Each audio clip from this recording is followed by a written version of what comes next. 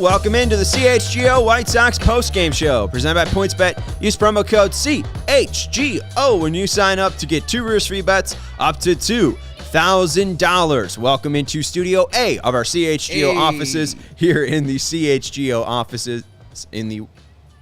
Sorry, I messed you up. You're in the West good. Loop. But I said, welcome into Studio A in our CHGO offices in the West Loop of Chicago. I'm Sean Anderson, the host of the CHGO White Sox podcast. You can follow me on Twitter at Sean_W_Anderson. Alongside me, as always, is Herb Lawrence. Hello. You can follow him on Twitter at Ecknerwall23. He's a CHGO White Sox community leader. I didn't think you messed me up. I thought what you did was totally fine. So Okay. I'm sorry for being I just got all confused. No, we understand. We talk for a living, and it's hard sometimes to talk. I struggle with that on a daily basis, but they still pay me money. We do our best. I'm very excited for this one, Herb, because we are coming to you live after a White Sox win. The White Sox kicked the Detroit Tigers' ass 11-5. We had an Andrew Vaughn grand slam. We had an A.J. Pollock home run off a righty. We had an Eloy Jimenez home run to the moon. We had a Avi Garcia home run that I'm kind of pissed off about. What stuck out to you in this game? Just the bats showing up. And this whole year, I think they faced Drew Hutchison 3 different times, where he had only given up 2 earned runs versus the White Sox. Short stints, 2 innings, 4 innings, and I think 6 innings. But the White Sox have been struggling versus mediocre right-handed pitchers. Today, they're like, nah, son, we're good for that. And to see the ball go over the fence feels good.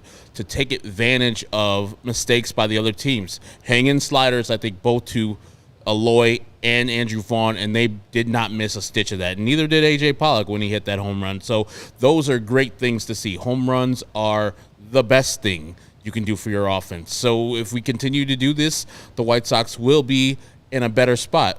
But these Guardians never go away, man. No, they don't. Thankfully, Gilberto Celestino was out in center field for the Twins because Joe Ryan is pitching real damn well right now for the Twins. J-Ram was up. Was there a runner on second or third? Runner on third. Runner on third, but 2 outs Yep. For the Guardians, and it was the 5th inning. J-Ram smoked one center field, and Celestino on the run, leaping over his head, caught it, and got the Twins out of that inning. It is 1-0, top of the 8th, with a runner on first for the Twins and 2 outs. We do have a super chat from Jaxo. I was so happy with the win today that I'm hoping the Twins do their job because they didn't yesterday. It would be huge for the White Sox. The White Sox are 5 games over 500. They're 76-71, which would get people excited. Last time the White Sox were 5 games over 500 was during the the Astro series, where the White Sox won the first 2, and after they won the first 2 in very exciting fashion, they were 5 games over 500. I tweeted out like, "Hey, I'm ready to stop being bitter. Let's go get the division." That was months ago, or at least a month ago. So hopefully the White Sox can at least be 3.5 games out, because right now they're 4 games out, being 76-71. Guardians are 79-66. If they lose today, they'll be 3.5 games back. And then they have 3 games against the Guardians that they must sweep against them. And even if they sweep the Guardians, still will be a half game back against Cleveland. So they're a pesky team. Am I wrong about that? I mean, if the Minnesota Twins win today and tomorrow, the White Sox will be 3 games out. So that'll be a showcase series. But it's in between 3 and 5. So the White Sox currently have 4. If the Minnesota Twins do their job and win the next 2, the White Sox will only be 3 out versus the Guardians. So if the Twins win today, worst it could be would be 4 games. Correct. And then, but the best it could be 3 games. Correct. And then if the Sox sweep them, tie up. Baby, we got a tie race in the division. Tie up, and the White Sox would have the season series tiebreaker. Right. Because they would win the season series 10 games to 9. And before we get into the exciting action in today's game, the 11-5 win, that's the most important thing that we could tell you right now. The White Sox really would have been it doesn't hurt to win any game. So if the White Sox went into Detroit and swept the Tigers, that would have been very beneficial to them. But I also thought Matt Manning was the type of starter that could shut down the White Sox. He did that. 7 innings of 3-hit ball was very good on Friday. Yep. On Saturday, the White Sox still had issues. Eduardo Rodriguez was able to really limit the White Sox. They didn't have a ton of home runs, but they were able to at least get the job done. They won the game, and today they got the job done in nice fashion. But it's really really important that they sweep the Guardians. We have said time and time before, hey, you got a bum team coming in, you got to sweep them. This is a really good team. This is a solid team. You are going to need to hit home runs in every single game of this series if you want to win. You need to sell out for power. You need to sell out for runs. You need to sweep the Guardians this week. There are no ifs, ands, or buts about it, because if you don't, you are not going to the playoffs, and I am going to be chilling in Vegas in October, and no, I don't have to worry about the White Sox because they'll be out of the postseason. And exactly. There you go, you know? And that's why I say what we said must-wins. That Thursday game versus the Cleveland Guardians in Cleveland was a must-win because of this scenario that we're laying in front of you right now. All things going right so far. Twins are still in the lead, and if the Twins hold on to win that game, Twins win tomorrow, the White Sox will be in a showdown series where all those games are must-win games. So, yes, this has been a disappointing season for the White Sox for the most part, but they have everything in front of them. They hold their own destiny in their hands if the Twins do what they can do versus the Guardians. We know the Guardians versus the Twins, though. Every time you think the Twins are going to do something, Guardians like, it's enough. Here's 2 runs. We're going to win this game. Here goes Class A. Game over. So I hope I'm wrong. I don't put too much trust into those Minnesota Twins because they're weird. Right. Hopefully they're able to at least tread water and keep winning today. We'll keep you updated and see if anything changes. They had the matchup advantage. Today, Joe Ryan was out there dealing. And then tomorrow, Sonny Gray will also be favored in his matchup. So it's all in front of the Twins, and if they get the job done, the White Sox are in a great spot. Joe Ryan has a 2-hitter right now, 7 1/3 into it. He's got Will Benson up in a 1-0 count, bottom of the 8th, 1 out, 1-0 Twins lead. So hopefully we can see them hold on to that one. We got about, maybe 12 minutes before Vinny joins us, so let's run through this Sox game, and then we'll talk a little bit more about the Guardians matchup, because I do see Snake Eye saying I think the Bieber-Giolito matchup will be tough. We'll see. I don't know if that's going to be the pitching rotation. It still seems like it's going to be up in the air with Johnny Cueto's health. So we'll ask Vinny, who's also a little bit under the weather, about Johnny Cueto, who's under the weather, and maybe we'll try to figure out what the pitching matchups might look like. And I see what you're saying, no expert, but if the White Sox happen to have that game on Tuesday where they're only 3 games back, they hold their own destiny in their hands. The White Sox will hold their own destiny in their hands no matter what. White Sox win, they go to the playoffs. Right. I don't care what the Guardians do after this Twin series. You get games in front of you where the Guardians, and all you got to do is beat the Guardians and then win the rest of your games, or win more of the games than the Guardians do, then that's what you want. The White Sox hold their own destiny in their own hands if it comes to Tuesday and it's only a 3-game series. And I'm not trying to be only 3 games back. A pessimist, but like if the White Sox don't sweep the Guardians, it's not really about the games back. At that point, it's about the tiebreaker, because if they control their own destiny, that's perfect. I mean, then the White Sox, it's all on them. Yeah. But if you have to, outwin the Guardians and outwin them by 2, like it gets too messy. Like yes. you have 3 games. It's do or die. You need to win these 3 games or your season's over, in my mind. Yeah. And even after that, like, you're right, it's not the end, but it just makes it a hell of a lot easier if you do that, if you go out and take care of that. And we'll talk a little bit more about that series. Then you don't have to worry about things like, hey, what are the Twins going to do? I hope the Twins help us. Like, you don't have to worry about the Twins or whoever they're going to play, the Texas Rangers or the Tampa Bay Rays, or the 6 games they have versus the Royals at the end of the year. You don't have to worry about that. You just look at the games that you have in front of you and say, we win these games. It don't matter what the Cleveland Guardians do. We're in. Yeah, Jackson with another super chat. We have to win the series against the Guardians this week, since they'll not be pitching McKenzie or Bieber this week. I don't know if that's true. That's not correct. Right. So I'm trying to figure out.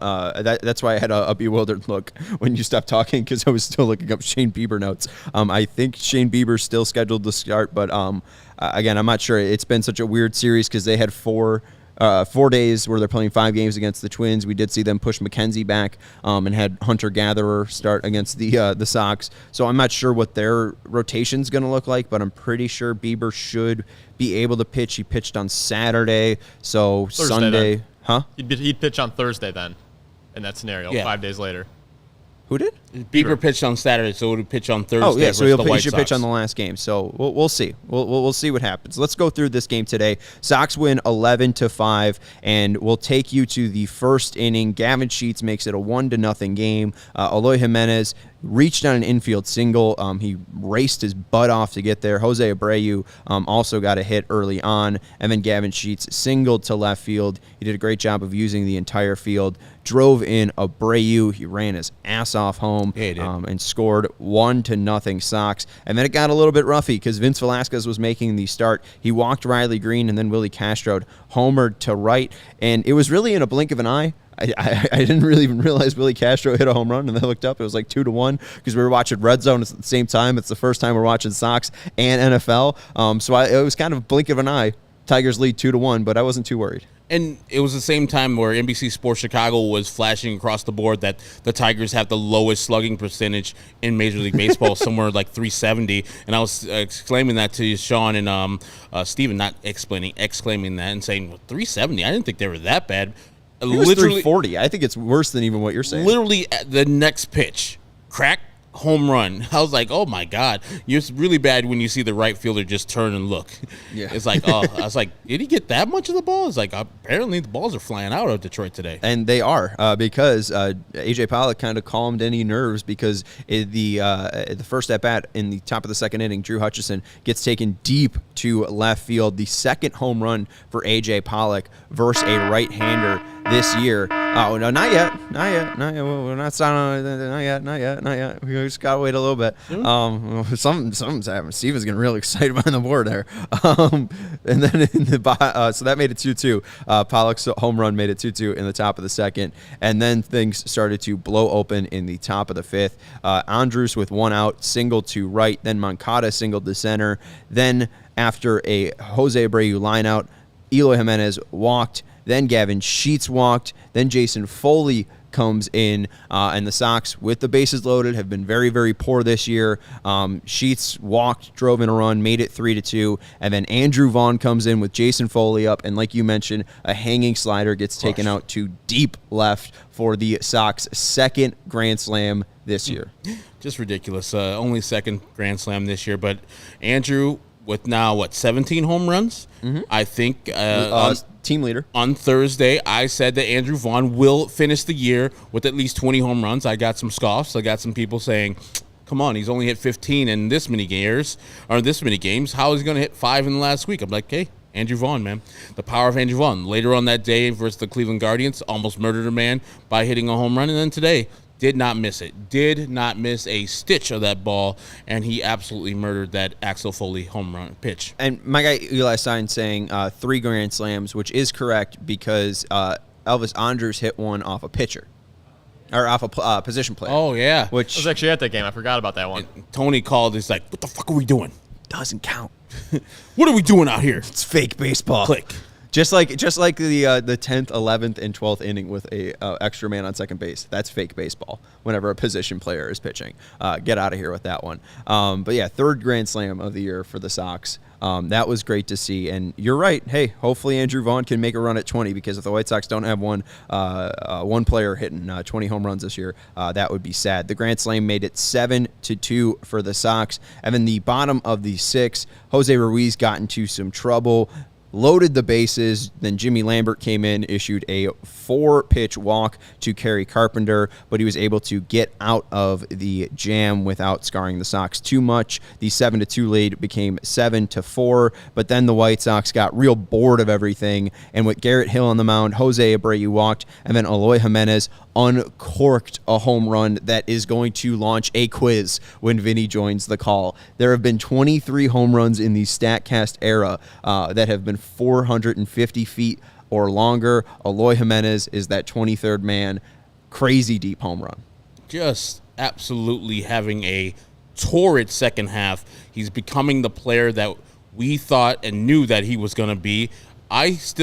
If we start the next year and he's healthy, I'm going to predict him to hit 50 home runs. It's going to happen if he ever stays healthy. In his rookie year, he hit 31, and he missed probably like 30 games. So this guy's got mad power. He's a great hitter. The only problem with Eloy Jimenez, the main problem with Eloy Jimenez is availability. Being hurt, even when he got that infield single early in the game, looked like he was a little bit gimpy, a little walking a little weird. But he did not miss a stitch of that ball. And to go where he went up there in Comerica Park is a rare air. 450, just mercy. Mercy. It went into, so if you know Comerica, there's kind of the bullpen in left, and then that kind of stops with the seating and the back batter's eye, the kind of grassy, two-tiered place that where kind of Chevy fountains are. Right. It extends all the way to kind of left center, right center, and all across center field. So we hit it into the first row of the shrubs behind the bullpen. It was a majestic shot. Shout out to Eloy for that home run. 9-4. Then Gavin Sheets singled. Then Andrew Vaughn flied out. Then Pollock grounded out to third. And then Sebi Zavala singled to left. Gavin Sheets scored. Not yet, Steven. We're close. Then Romy struck out to end the inning. Then Tanner Banks came in. He would end up getting the save today as he would finish out the 7th, 8th, and 9th. I said it was going to happen, Steven. I said it was going to happen. I got to give you credit. You did say it. But then in the top of the 8th, here's the final, basically, important part of the game. Jose Abreu was safe at first on a fielding error by Harold Castro, and then Jimenez doubled to deep right, scoring Jose Abreu to make it 11-4 and giving the Sox 11-3, right? 11-4. Good buddy. 11-4. Yeah, 11-4, giving the Sox their first positive run differential in God knows how long. Sound the alarm. The Sox are back. That alarm is scary. Oh my God. I don't like that one. That's scary. If people are having a night, oh gosh, is there a tornado? Uh-oh, code red. I feel like someone just like got poison on their hand, or like bleach. We only got 2 options for the alarm. Oh no, there's gonna be a nuclear bomb. Can we try the first one again? This is whenever Jose Ramirez is up. Yeah, tornado. Byron Buxton's up. Sound the alarms. The White Sox have a positive run differential.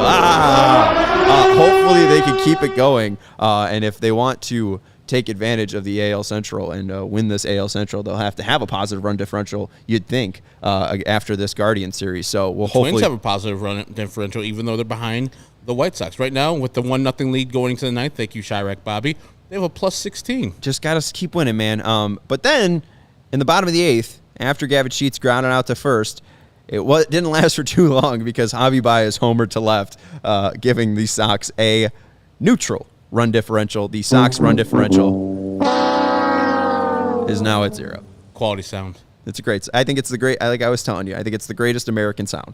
I think it's better than Al Michaels on a Sunday night.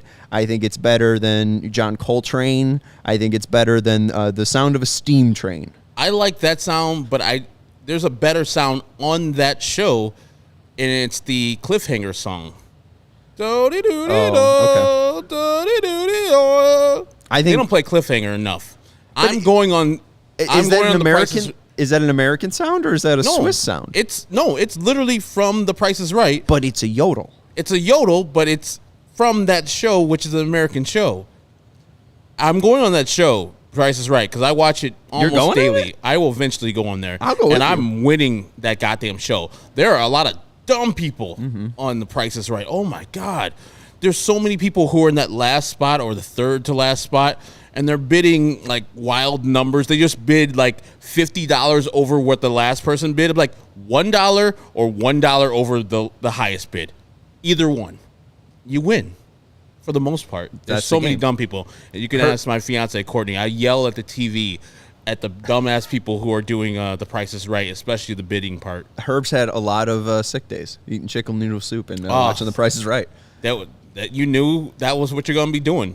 You're going to be eating some delicious chicken noodle soup, some 7-Up, and watching The Price is Right, and maybe some stories a little after, a little All My Children, a little One Life. No, I was skipping that. I was going to Sports Center at that point. I was going to General Hospital? No, I was checking out ESPN 2. Joe R saying better than Fleetwood Mac's 1977 album Tusk. I guess you would say that's an American sound, but McFleetwood, English, that dude's British. I'm not counting it. 79, right?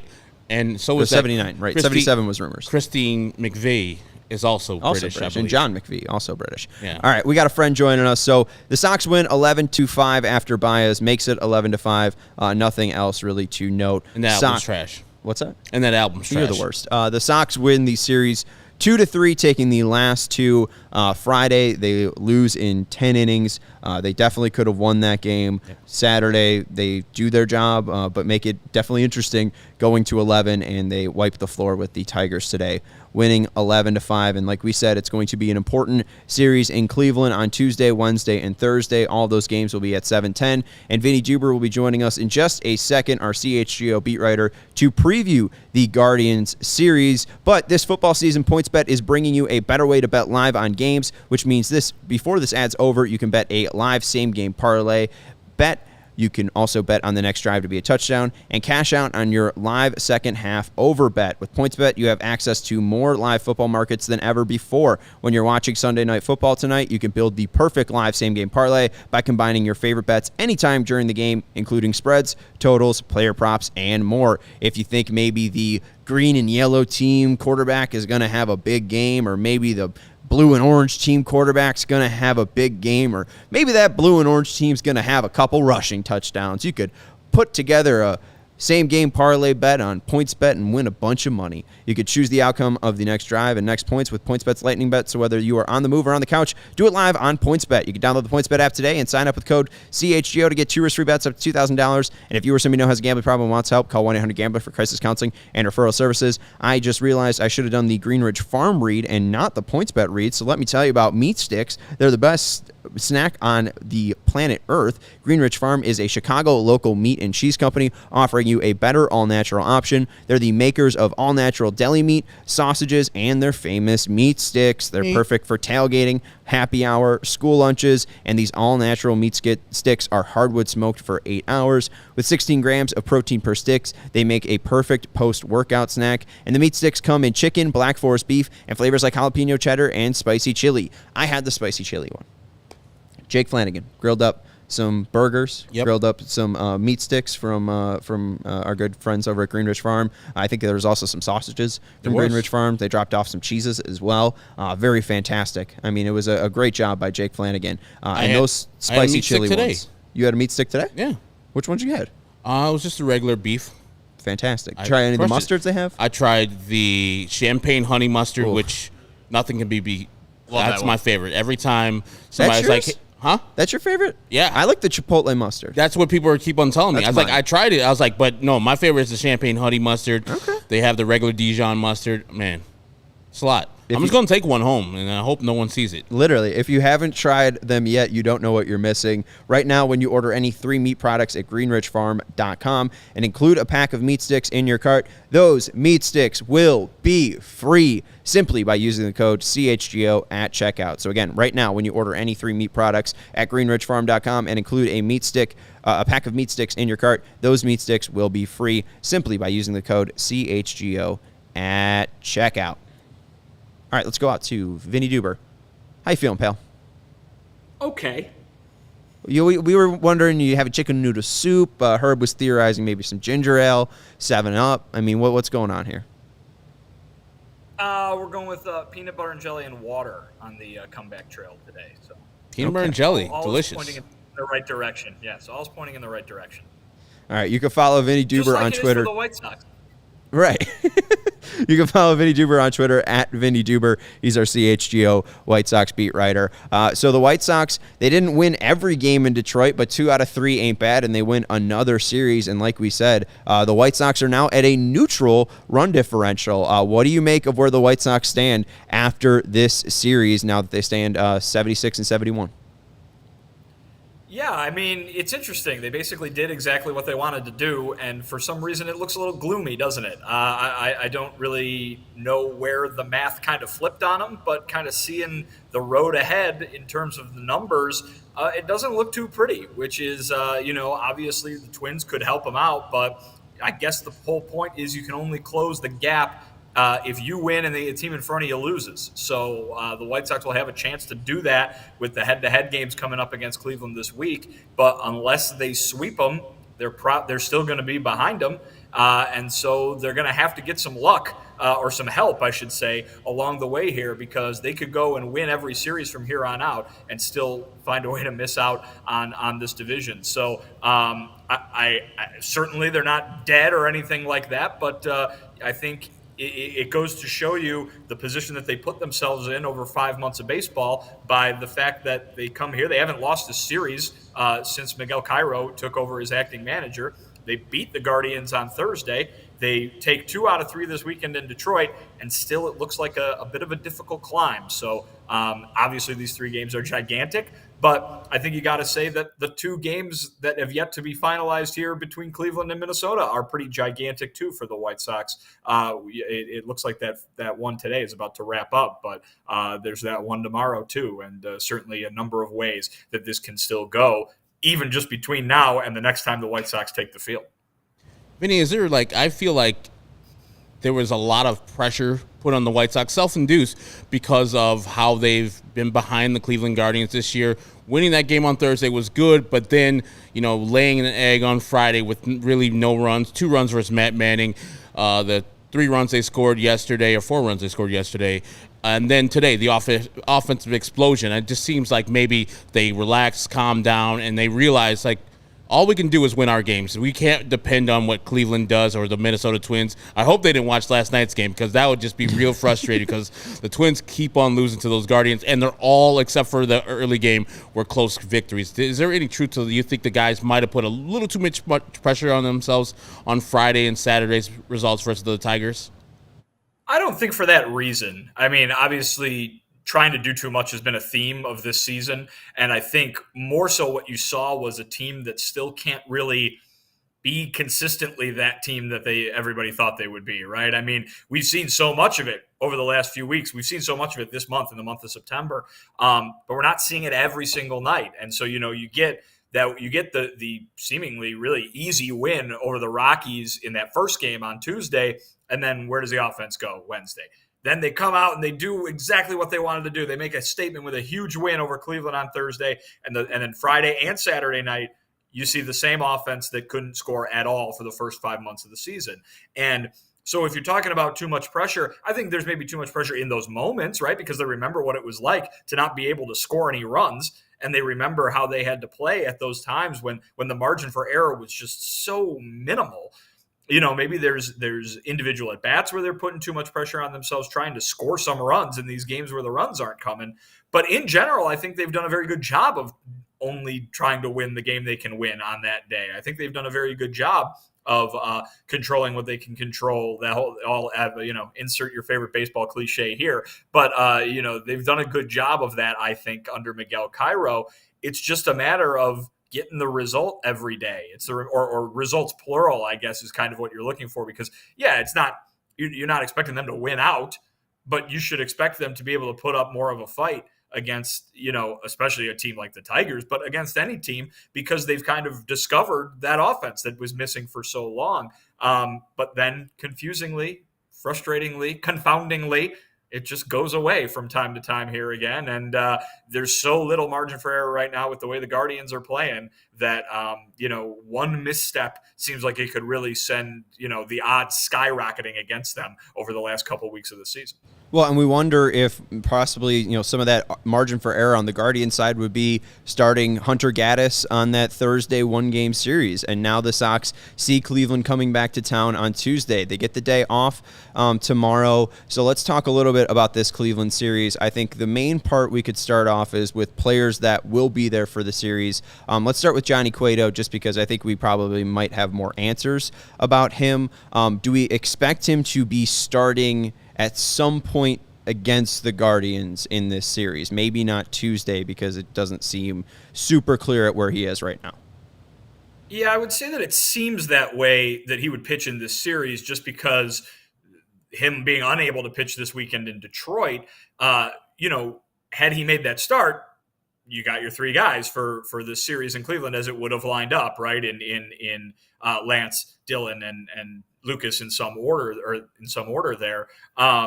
But I think they're going to want Johnny to pitch against Cleveland. Johnny's been very good this season. And not only that, you don't want to necessarily skip an entire turn through the rotation and throw somebody out of whack if you don't have to. certainly that Michael Kopech injury is a big deal, I think. But, to be able to have Cueto, I guess, at your disposal for this series could end up being a big deal too, because Lucas, God bless the guy for trying, but basically every time it's one thing or the other that's not working for him, whether it's the results or the longevity or the execution, the location. He hasn't been able to put it all together in a while. And if the White Sox can throw their three best available starting pitchers against the team that you got to beat, I mean, that's kind of a silver lining of Johnny not being able to pitch this weekend in Detroit. So I would expect to see him, but apparently everything is still a little bit up in the air. All right, Bobby, thank you for the update. Says Twins score Luis Ariz. The best hitter in baseball? Best hitter in baseball. He literally is the best hitter in the American League. 3-0 Twins in the top of the ninth. So speaking of that Michael Kopech injury, it was kind of a surprise to me to wake up or see that on Saturday that he is going on the 15-day IL. Was there any inkling? I mean, he did leave that game after the fifth inning in his last start. Was any inkling that he did have some little problems? And what precipitated him going the 15-day IL? Reading the reports from the folks who are in Detroit, it seemed like this is something that maybe popped up in between starts. It popped up during his bullpen. They got an update from Rick Hahn out there. Shoulder inflammation. It's not something that anybody thinks is too severe or anything like that. Obviously, Kopech's injury history includes some of those really significant injuries. This doesn't seem to be one of those. And it just seems to maybe be something like he was going out there for his bullpen, his regular routine between starts, and it did not feel right. So they're shutting him down. He wants to be able to pitch, obviously at some point before the end of this season, and that makes sense, the kind of competitor that he is. But it would seem likely, we'll say, that he's done for the year, unless they were to make it into the postseason, and maybe that gets some time to heal. That would just be my guess right there. It is interesting. They pledged all this creative usage of him throughout the entire season, his first full year as a big league starter, to try to get him to this point, to have him be strong for the most meaningful games of the season. September into October, that was the hope. Didn't work out. They were not able to do that, and it kind of puts them in the same position they were in last year, perhaps with a little less uncertainty, but kind of the same thing of Carlos Rodan, right? Carlos Rodan was fantastic all year last year and then runs out of gas at the end of the year just because the innings caught up to him after not pitching really all that much because of the injuries that he had. And they didn't really know what their starting rotation was going to look like because we didn't know if he was available. We didn't know if he was going to be able to pitch in the postseason last year. You'll remember they're kind of in the same position now with Kopech. And that's really unfortunate because I think they were trying to do something that would make him not just available, but if he was having a great season, which he had a very good season, I would say, an option to start some of these most important games for them. Didn't work out that way. And they're really down to, three starting pitchers who are the guys who can go out and win them games right now. I don't want to, take a turn too much on Lucas Giolito because I've said, and I still believe that he's a guy that can put you in a position to win a game. But like I said a little bit ago, things aren't really going right for him, really for the majority of the season. And so when it comes to being able to rely on a guy to pitch you to a win, they've basically got three guys that can do that right now. And of course, it's all contingent on that offense showing up when those three guys do take them out. It's funny that you bring up Rodan, just because I think that Kopech, obviously they're different people, different players, but I think he's an interesting kind of comparison to him because before 2021, Rodan last made 100 innings in a season in 2018. Last time Kopech has hit 100 innings in a season was 2018 in the minor leagues. He hit 135. Rodan hit around 132 last year. Kopech didn't hit that number this year. Got up to 119 before we saw the shoulder inflammation, and even when Rodan tried to pitch through that, he was only hitting 92. So I don't think this should be too much of a concern for people about Michael Kopech in 2023. I think that hopefully it's something that he could build off of. But you said creative usage. Do you think they were creative enough with Kopech this year? Yes, because I think the one gauge that they were reading more than any other was how he felt.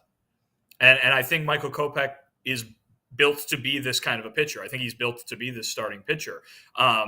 And I think that he felt fine. I think if we watched him throughout the season, yeah, he had those moments, those kind of freak moments where he was only able to throw a few pitches in a game before getting taken out in the first inning. But for the most part, he was able to get you to the middle of the game and to the sixth and seventh inning sometimes. There weren't so many moments, I don't think, this year when he was pitching, when he was going deep into the seventh inning or anything, past the seventh inning, anything like that. You can count them on one hand, I'm sure. They've really only had two guys that have fit that bill in Cueto and Cease. I don't see any real problem from a physical standpoint with the way that the White Sox used Michael Kopech this year. I certainly believe that Michael Kopech would tell you that had he been shuttled back and forth between the bullpen and the rotation, which is something that, some fans threw out as possible ways to go, I think he would say that would not have benefited him at all. And certainly the team seemed to have that opinion as well. So I don't think that's something that was ever really on the table. I think it was just, could they skip some starts here and there? They got some help by a few trips to the injured list, obviously, in that regard.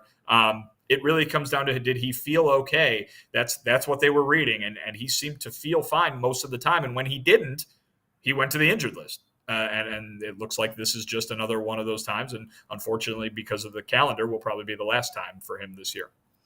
I just want to say, since he was placed on the IL on the, 17th on Saturday, he could possibly return if he was feeling well on October 1st. Sox still have 4 games or 5 games at that point. On October 1st, they have 2 games with the Padres and 3 against the Twins. So maybe Kopech could return if he's feeling all right, but maybe. And speaking of people returning from the IL, I know he's having his sneaker ball tomorrow with his wife, Bria. Tim Anderson, this is the 6th week out from that injury in his hand. Is there a possibility that Tim Anderson can return to this Guardian series and help the White Sox overtake these Guardians for first place? A possibility, yes. I think that was the last update that I got from Rick Hahn. Obviously, I wasn't there when he spoke in Detroit, but the last update that I got from Rick Hahn was that they were looking at maybe the earliest that Tim could be back would be before the end of this upcoming homestand, which is obviously 3 games against the Guardians, 3 games against the Tigers next weekend. Does it mean that he'll be back during the Guardian series? No. Does it mean that he is definitely not going to be back during the Guardian series? No. I think it comes down to what he's feeling like. What he did tell reporters in Detroit this weekend was when he comes back, he wants to be 100%. And so that's, he wants to be able to do what he can for this team when he's on a normal basis, when he's feeling normal. And certainly that is a lot, as we know from watching Tim Anderson play over the last few years. I don't know if you will see him in this Guardian series. I'm sure he wants to be there for that Guardian series, but I think it's probably going to be dictated more by how he feels on a daily basis. Not sure about whether he would need a rehab assignment or not still. So there seem to be a few factors here. I would probably say it's far more likely that he would be back during the Detroit series than he would during the Cleveland series, but I don't think anybody has put any sort of day on it yet. And so we're still in that kind of day-to-day mode right now. All right, I want to do a little quick game. I'm going to do first off, we're going to do a little ad read, and then we're going to do a quick game with y'all. Why am I saying y'all? I'm not from the South. You really are from the South Side. You're from the way South Side. Way South Side. Let me tell you about Athletic Greens. Our next partner has a product I use literally every day. I started taking AG1s back in March when we launched this whole CHGO thing. Athletic Greens was one of our first sponsors along with PointsBet, and they have helped me start my day right each and every day with this kind of tropical, mild drink. Herb mixes it into a smoothie, makes it a little bit more fruity. I just have it in my water. It's one delicious scoop of AG1, and I absorb 75 high-quality vitamins, minerals, whole food source superfoods, probiotics, and adaptogens to help me start my day right. And this special blend of ingredients helps support my gut health, my nervous system, my immune system, and I feel more energized, and I have the ability to focus. I have the ability to do my job. It's lifestyle friendly, whether you eat keto, paleo, vegan, dairy-free, or gluten-free, and Athletic Greens has over 7,000 5-star reviews, 7,002 if you include Herb and Eyes. So right now it's time to reclaim your health and arm your immune system with convenient daily nutrition. It's just one scoop in a cup of water every day. That's it. No needs for millions of different pills and supplements to look out for your health. And to make it easy, Athletic Greens is going to give you a free 1-year supply of immune-supporting vitamin D and 5 free travel packs with your first purchase. All you have to do is visit athleticgreens.com/CHGO-SOX. Again, that's athleticgreens.com/CHGO-SOX to take ownership over your health and pick up the ultimate daily nutritional insurance. All right. I've been waiting for this. You ready for this? Oh, All right. So what do you think of Steven Eloy been Jimenez' secret. home run, Vinny? It went very far, didn't it? It did. It went to a historic club in Comerica Park history. Don't shake your head. It was historic. 450 feet for Eloy Jimenez's home run. So we are going to play a game. In StatCast history, there have been 23 players, or at least 23 home runs, that have gone 450 feet or more. I'm going to go to headsortails.com and have you guys flip a coin. Herb, since you're next to me, heads or tails? Tails. It never fails. All right. Vinny, do you want to go first or second? First. Okay. Guess a name. Who has hit a home run 450 feet or longer in Comerica Park history? Miguel Cabrera. All right. That is correct. Miguel Cabrera comes up not only once, but not only twice, but I think it's 3 times for Miggy. Miggy has hit one 459 in that park, 454, and 454. So Miguel Cabrera, with over 3,000 hits, has hit 3 home runs of 450-plus feet. Herb, you got to guess. I'm going to go with Eloy Jimenez. Eloy Jimenez has hit a home run 450 feet. Congratulations. You're correct. He is the most recent entry to that club. All right, Vinny, you're next up. Jim Thome. Jim Thome is not correct. Too early on that one, or too late on that one. 2015, I think, is the start of StatCast. So it's since 2015. So Jim Thome not hitting bombs that deep in 2015. I'm going to go with Michael Nelson Trout. Mike Trout has not either. Think what a maybe bum. more AL Central is what I might give you guys. There's a lot of great White Sox greats in here. Vinny, you're up. Avi Garcia. Avi Garcia is on this list. Yes. Avi Garcia hit the 3rd longest home run in Comerica Park history at 465 feet. White Sox legend and Tigers legend, if we're being honest. Yeah, Mini Miggy hitting it farther than Miggy ever did. Jose Abreu. Jose Abreu has not. What a bum. Jose Abreu hit that shot to deep center field, but that was not 450. That was like 440. So that kind of puts Eloy's shot into perspective here. Vinny, you're up. Oh, let's go with the guy who I've seen hit about 80 million home runs against the White Sox. How about Nelson Cruz? Nelson Cruz is on this list. Nelson Cruz has one at 450, and Nelson Cruz has one at 455. So I think he has the second most on this list, just behind Miguel Cabrera. Herb, you're up. And we're talking AL Central and a powerful hitter. I will go to a disappointment, but Miguel Sano. Miguel Sano is not on this list. I thought you were going to track it and go the right way, but no Miguel Sano. Vinny, you're up. Salvi Perez. Salvi Perez is on the list. 451 all. is on that list. Only one for Salvi Perez, but he's on the list. Let me stay on the Twins. Byron Buxton. Byron Buxton is on the list. 451 as well. He only has one. All right, Vinny, you're on the list. These are gettable. There's like 2 that I would say are completely just not gettable. There's also still one more active White Sox on the list. Ooh, one more active White Sox. Then let's go ahead and go with Yoan Moncada. Yoan Moncada is correct. Yoan, 458 back in 2019. Okay, let's see. I'm thinking of maybe a Cleveland Guardian might have done There's it. a couple. So I will go with Franmil Reyes. Franmil Reyes is on the list. 462 for Franmil and 453 for Franmil. So him and Nelson Cruz have 2 home runs of 450 plus just behind Miggy. We got a couple names checked off there. Let's jump in. We got Avi Garcia off the list, Franmil Reyes twice, Miguel Cabrera 3 times, Yoan Moncada in the top 10, Nelson Cruz twice, Salvi Perez, Byron Buxton on the board. Vinny, you're up next. I am going to go with Jose Ramirez. Jose Ramirez is not on the list. He's probably got at least like 25 home runs in Comerica Park, but none 450. I mean, he just got there. Let's see if Javier Baez is there. Javier Baez is not there. Goddamn He hit one 388 today, but he has not hit one 450 just yet. Vinny, you're up. Oh, boy. I'm going to go with... Oh, boy. I can't think of like literally any Tigers. Who's been a Tiger recently? There's all right. Here, I'll give you hints on the former Tigers. There's one guy that's currently active in the AL East. He's bounced around a couple of American League teams. There's also former Tiger great. That's actually it.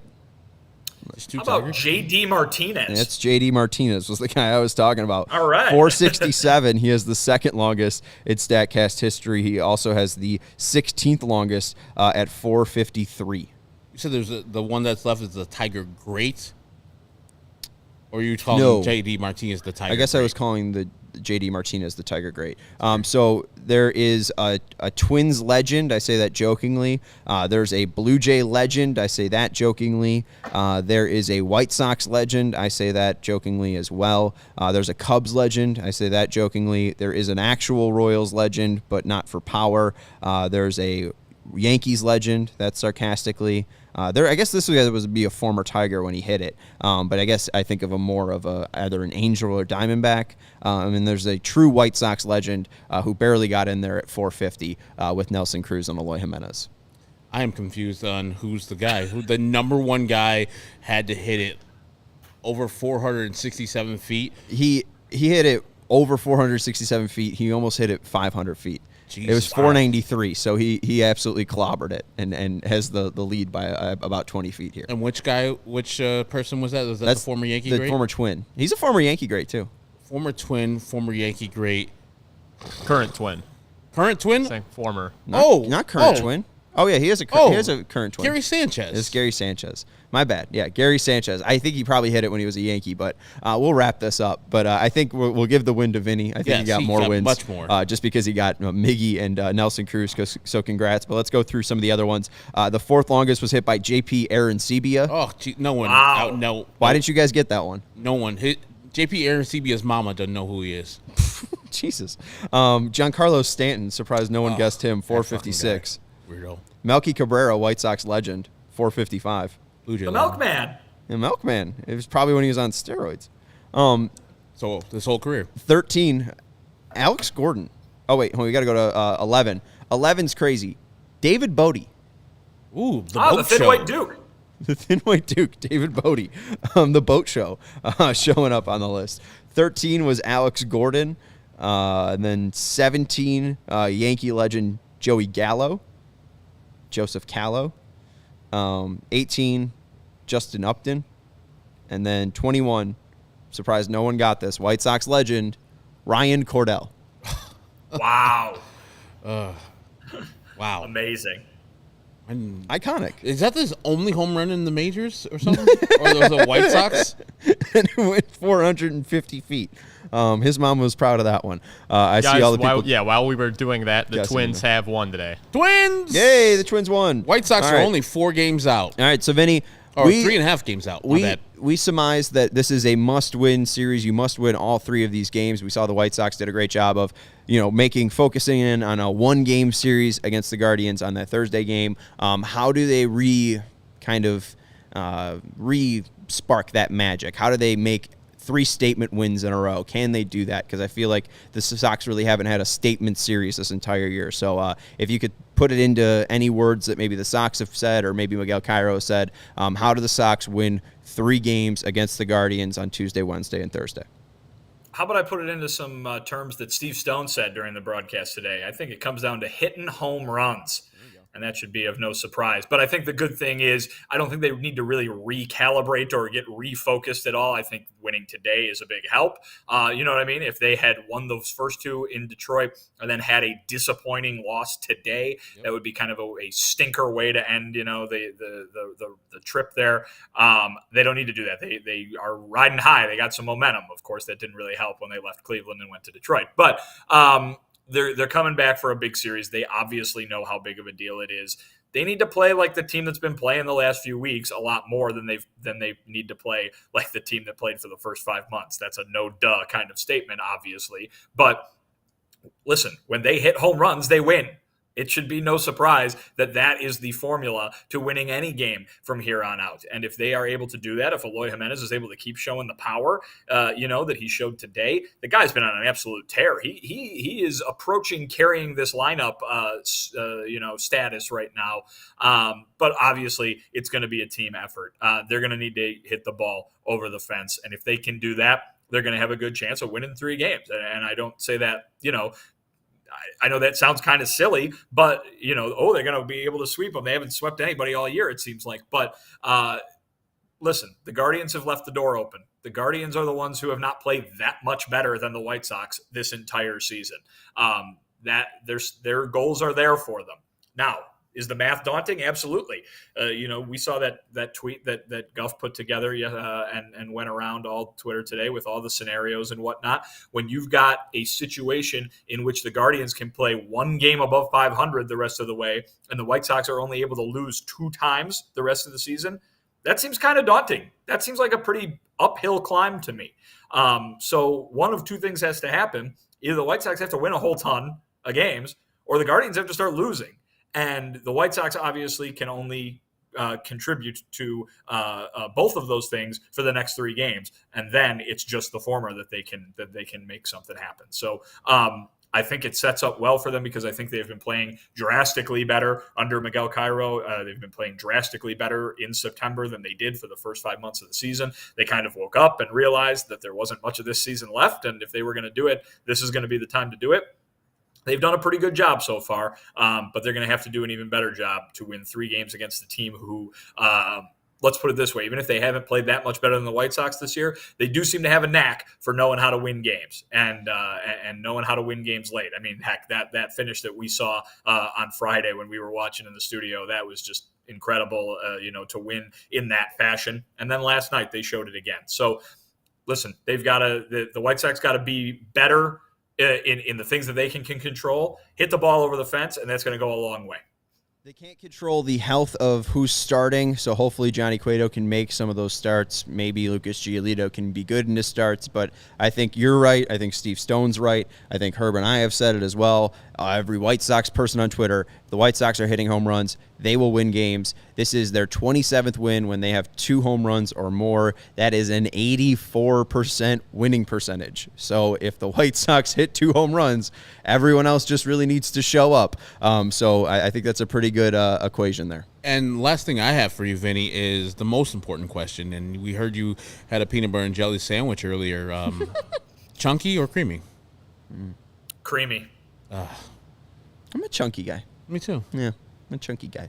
Is it I chunky mean, or You know what crunchy? I'll say, though? You got to have good bread Say? to have chunky. I go creamy on the peanut butter, but I'm a big fan of putting the chips in there. Oh, all right.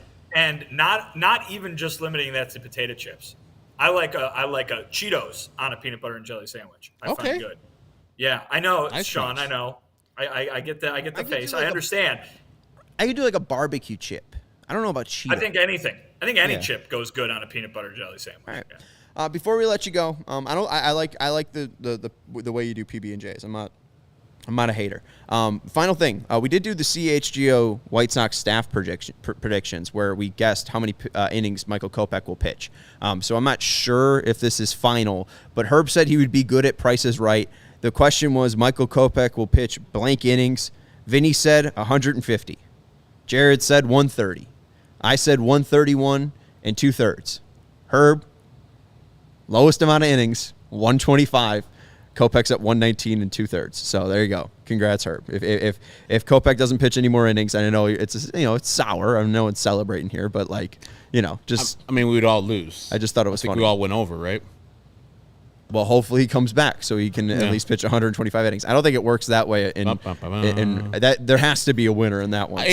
I'm even though it's ending in a weird way, I'm happy what Michael Kopech did this year. And I don't know if the White Sox are happy because they're in a stretch run, but I would think he proved to us he could be at minimum a middle of the rotation guy, and we see him as a top of the rotation guy once he gets this is his first full year of starting done. And next year we're looking for more. He's been through the rigors, and now we'll push him a little bit more next year so he can be that top of the rotation guy that we've all envisioned him to be. And he can get there. Yeah, he will get there. There's definitely stuff he needs to work on. Stamina. I mean, he just needs to work on control and figuring that out. But that fastball plays, and he needs to rework that slider. That slider was very devastating when he was coming out of the bullpen, probably just because he had, limited amount of stuff. We know how much guys just amp it up to really go full go, and he was able to get up that slider to like 89 miles per hour. I think this year was really only hitting around 86. So I think part of it is just building up that body, like Vinny was saying, is he still looks the part. He looks like a starting pitcher. It looks like he was made for this. It's just about tuning it up, getting it right, and ready to go. I think it's definitely encouraging. I just don't love the way it got there. I think you see the way Lance Lynn kind of turned it on late on in the season, and I know he's a veteran. It's tough to compare him and Michael Kopech, but I think maybe if they used him, and it was difficult too because of Lance Lynn's injury, I think maybe if they used him starting off in the bullpen and easing him into starting, I think he might have been still around, but I can't predict that. I mean, that's a lot of ifs. I think they used him in a pretty good way. You start him in the rotation, and when you got shoulder inflammation, you got shoulder inflammation, and you're shut down for the year. I'm happy that they're shutting him down, and then he might come back for the last series. If they don't, cool. It's been a successful year. If I had to put a grade on it, probably a B+.